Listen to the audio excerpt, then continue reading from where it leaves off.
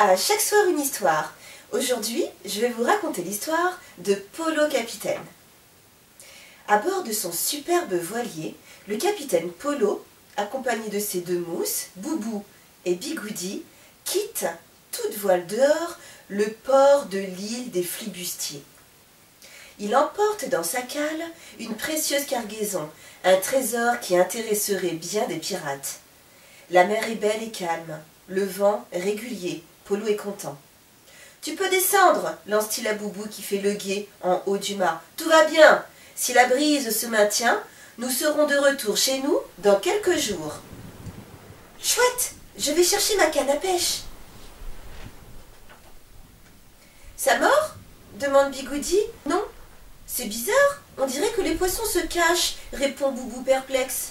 De son côté, Polo scrute l'horizon avec sa longue vue.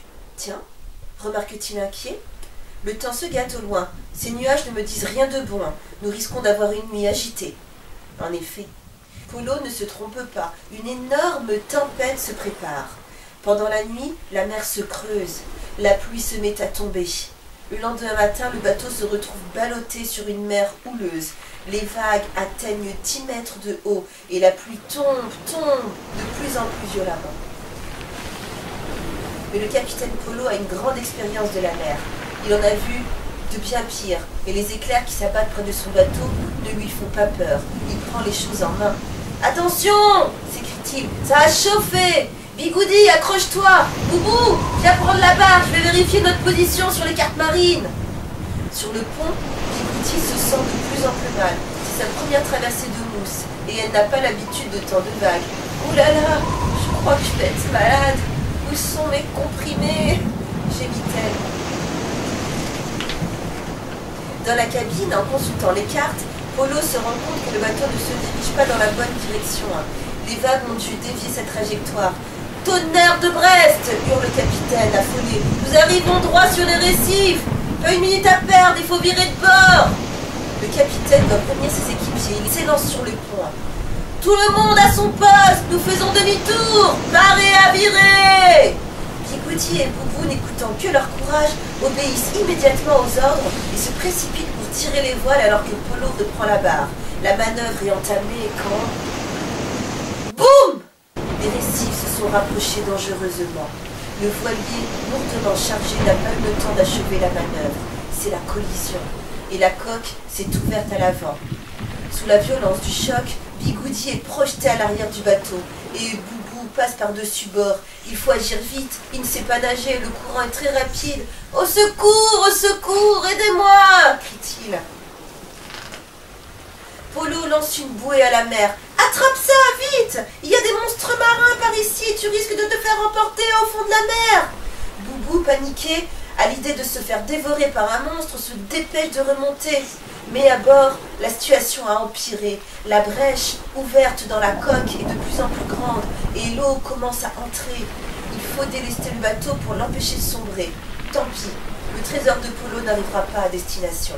« Le bateau est trop lourd! Lancez la cargaison par-dessus bord !» crie le capitaine. Mais rien n'y fait. L'eau s'engouffre de toutes parts. Le bateau se met à pencher dangereusement vers l'arrière. Polo tente alors une manœuvre désespérée. « Il faut vider l'eau du bateau! Tout le monde prend son seau et écope !» Malgré tous les efforts, le bateau s'enfonce dans des grincements terribles. Il est grand temps de quitter le pont. « Tout le monde à l'eau !» ordonne Polo. « Avec quelques planches et des cordes, nous allons construire un radeau. »« Brrr, elle a l'air gelée !» gémit Bigoudi. « Ouf ! Il était temps de sauter. Le bateau coule. En un instant, il n'en reste que quelques planches. Polo et Bambou les réunissent afin que les vagues ne les emportent pas et commencent à fabriquer un radeau. Et maintenant, hissons un mât de fortune. Il faut qu'on puisse nous voir de loin. C'est notre dernière chance. Boubou attache son maillot en haut du mât, en guise de drapeau, quand soudain, Bigoudi s'écrie « Là, regardez, qu'est-ce que c'est? Oh, Polo, j'ai peur !» D'abord, 3 tentacules vertes, puis 2 grands yeux terrifiants viennent d'apparaître devant le radeau de Polo et de son équipage. « Le monstre marin, c'est lui !» hurle Bigoudi qui a entendu des histoires terribles sur cette créature. « Barricadons-nous vite ! Il se dirige vers nous, il va nous emporter tout au fond de la mer. Au secours, s'écrie Polo, on ne sait plus quoi faire. Maman, maman. Et maman entre dans la salle de bain. Mais qu'est-ce qui se passe ici? Quel déluge!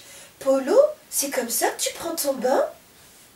Et voilà les enfants, l'histoire du soir est terminée. Moi, je suis fatiguée, je vais me coucher. À demain les enfants!